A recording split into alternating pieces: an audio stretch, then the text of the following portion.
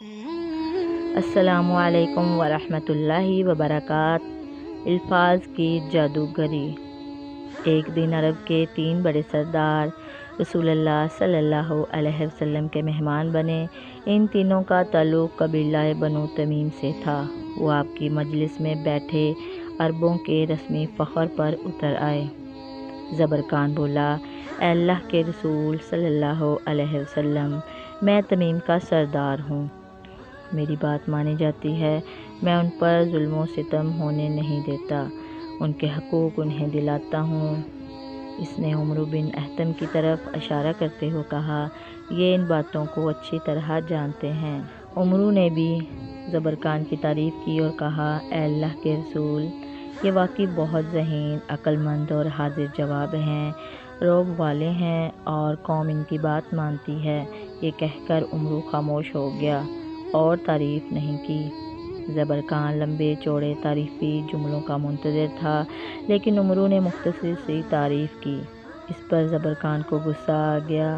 اس نے سمجھا کہ عمرو کو اس کی سرداری سے حسد ہے۔ وہ بولا، اللہ کی قسم، اے اللہ کے رسول، یہ اور بھی بہت کچھ کہتے، لیکن انہیں حسد نے روک لیا ہے۔ عمرو نے یہ بات سنی تو غصے میں آ گیا۔ اس نے کہا، میں آپ سے حسد کروں گا؟ آپ گھٹیا خاندان سے تعلق رکھتے ہیں، آپ کی اولاد بے وقوفوں کا ٹولہ ہے، قبیلے میں آپ کی کوئی عزت نہیں۔ اللہ کی قسم، اے اللہ کے رسول صلی اللہ علیہ وسلم، جو میں نے پہلے کہا تھا وہ بھی سچ تھا، اور اب جو کہا ہے وہ بھی جھوٹ نہیں۔ ہاں، جب میں راضی تھا تو ان کی اچھائیاں جو میرے علم میں تھی بیان کی، اور غصے میں آیا تو ان کی برائیاں جو پہلے چھپا لی تھی بتا دیں۔ اللہ کی قسم، میں نے دونوں بار ہی سچ کہا ہے۔ رسول اللہ صلی اللہ علیہ وسلم کو عمرو بن احتم کی حاضر جوابی، قوت بیان اور مہارت لسانی اچھی لگی۔ آپ نے فرمایا، ان من البیان لسحرا، ان من البیان لسحرا۔ ہاں، واقعی الفاظ میں جادو ہوتا ہے، ہاں واقعی الفاظ میں جادو ہوتا ہے۔ الفاظ ہی کی جادوگری کا ایک اور واقعہ سماعت فرمائیے۔ معرکہ حنین کے آغاز میں غمسان کی جنگ ہوئی، لوگ منتشر ہو گئے اور اسلامی لشکر رسول اللہ صلی اللہ علیہ وسلم کو میدان میں چھوڑ کر جدا جدا ہو گئے۔ طائف کا لشکر بڑی مضبوط پوزیشن میں تھا، مسلمانوں کی شکست صاف نظر آ رہی تھی۔ اتنے میں رسول اللہ صلی اللہ علیہ وسلم نے اپنے ساتھیوں کو دیکھا جو میدان چھوڑ کر بھاگ رہے تھے۔ آپ نے انصار کو آواز دی، اے انصار کے لوگوں! انصار نے جواب میں لبیک کہا اور لوٹ آئے۔ انہوں نے آپ کے سامنے صف بنا لی اور آپ کی حفاظت کرنے لگے۔ انہوں نے رسول اللہ صلی اللہ علیہ وسلم کی طرف بڑھنے والے تیر اور نیزے اپنے سینوں پر روکے۔ مشرکین بھاگ کھڑے ہوئے اور مسلمانوں کو فتح نصیب ہوئی۔ غنیمت کا مال رسول اللہ صلی اللہ علیہ وسلم کے روبرو جمع کیا گیا۔ صحابہ کرام آپ کی طرف دیکھنے لگے۔ ہر ایک کو اپنی بھوکی اولاد اور نادار گھر والوں کا خیال تھا۔ ہر کسی کو امید تھی کہ اسے غنیمت سے زیادہ حصہ ملے گا، جس سے وہ اپنے گھر اور گھر والوں کی حالت سنوارے گا۔ اسی سلسلہ میں رسول اللہ صلی اللہ علیہ وسلم نے اقرا بن حابس کو بلایا۔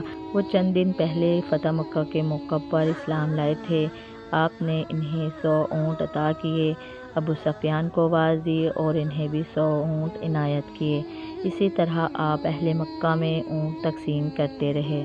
جنہوں نے انصار کی سی بے جگری کا مظاہرہ نہیں کیا تھا، نہ ان کی مانند قربانیاں دی تھی۔ انصار نے یہ منظر دیکھا تو چند افراد کے منہ سے نکل گیا، اللہ تعالیٰ رسول اللہ صلی اللہ علیہ وسلم کو معاف کرے، قریش کو مال دے رہے ہیں اور ہمیں محروم رکھا ہے، جبکہ ہماری تلواریں مشرکین کے خون سے رنگین ہیں۔ یہ بات سید الانصار سعد بن عبادہ رضی اللہ عنہ کے کانوں میں پڑی تو وہ رسول اللہ صلی اللہ علیہ وسلم کے خیمے میں گئے اور کہا، اے اللہ کے رسول، آپ کے انصاری صحابہ دل میں آپ سے ناراض ہیں۔ رسول اللہ صلی اللہ علیہ وسلم کو تعجب ہوا۔ آپ نے پوچھا، کیوں؟ سعد بن عبادہ بولے، اس لیے کہ غنیمت کا مال آپ نے اپنی قوم کو دیا، عرب کے دیگر قبائل کو بھی بڑے بڑے عطیے دیے اور انصار کو اس میں سے کچھ نہیں دیا۔ رسول اللہ صلی اللہ علیہ وسلم نے سعد بن عبادہ کی دل کی حالت جاننا چاہیے۔ آپ نے پوچھا، سعد، آپ بھی یہی سوچ رہے ہیں؟ انہوں نے اقرار کیا، اے اللہ کے رسول، میں بھی اپنی قوم ہی کا ایک فرد ہوں۔ رسول اللہ صلی اللہ علیہ وسلم کو خیال آیا کہ اس مسئلے میں ایسے علاج کی ضرورت ہے جو جیبوں کی بجائے دلوں میں پہنچے۔ آپ نے فرمایا، قوم کے لوگوں کو اکٹھا کیجیے۔ لوگ جمع ہوئے تو رسول اللہ صلی اللہ علیہ وسلم تشریف لائے، اللہ کی حمد و ثنا بیان کی اور فرمایا، اے انصار کے لوگوں، یہ کیا بات ہے جو مجھے آپ کے متعلق معلوم ہوئی ہے؟ انصار نے کہا، اے اللہ کے رسول صلی اللہ علیہ وسلم، سمجھدار افراد نے کوئی بات نہیں کی۔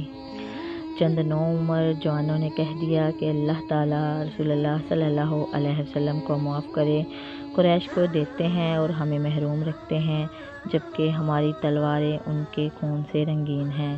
اس پر آپ صلی اللہ علیہ وسلم نے فرمایا، انصار کے لوگوں، کیا آپ گمراہ نہیں تھے؟ پھر اللہ نے میرے ذریعے آپ کو ہدایت دی۔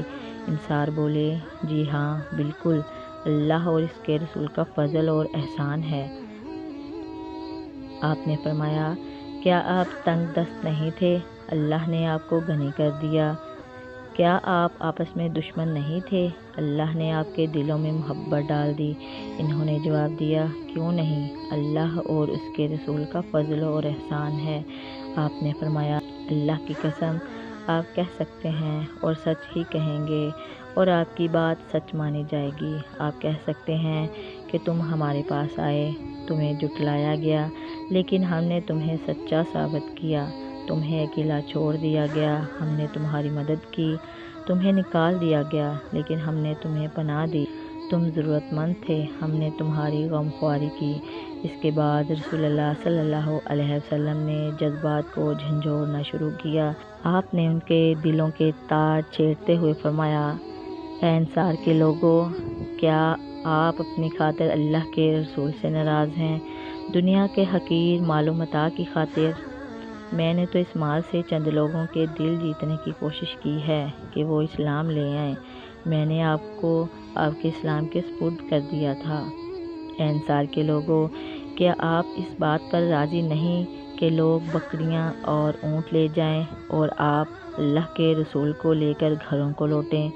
لوگ ایک راستے پر جائیں اور انصار دوسرے راستے پر، تو میں بلا شبہ انصار کا راستہ اپناؤں گا۔ اس ذات کی قسم جس کے ہاتھ میں محمد صلی اللہ علیہ وسلم کی جان ہے، اگر ہجرت نہ ہوتی تو میں انصار ہی کا ایک فرد ہوتا۔ اے اللہ، انصار پر رحم فرما، انصار کے بچوں پر اور ان کے بچوں پر رحم فرما۔ رسول اللہ صلی اللہ علیہ وسلم کی باتیں سن کر سب لوگ زار و قطار رونے لگے، داڑھیاں آنسوؤں سے تر ہو گئیں۔ انہوں نے کہا، ہمارے حصے میں رسول اللہ صلی اللہ علیہ وسلم آئے، ہم راضی ہیں۔ بلا شبہ نیک نیتی سے کہے گئے چند میٹھے بول انسان کی زندگی بدل سکتے ہیں اور اس کا دل پھیر سکتے ہیں۔ طے شدہ، جیسے آپ میٹھا پھل خریدتے ہیں، اسی طرح میٹھے بول اپنائیں۔ جزاک اللہ خیرا۔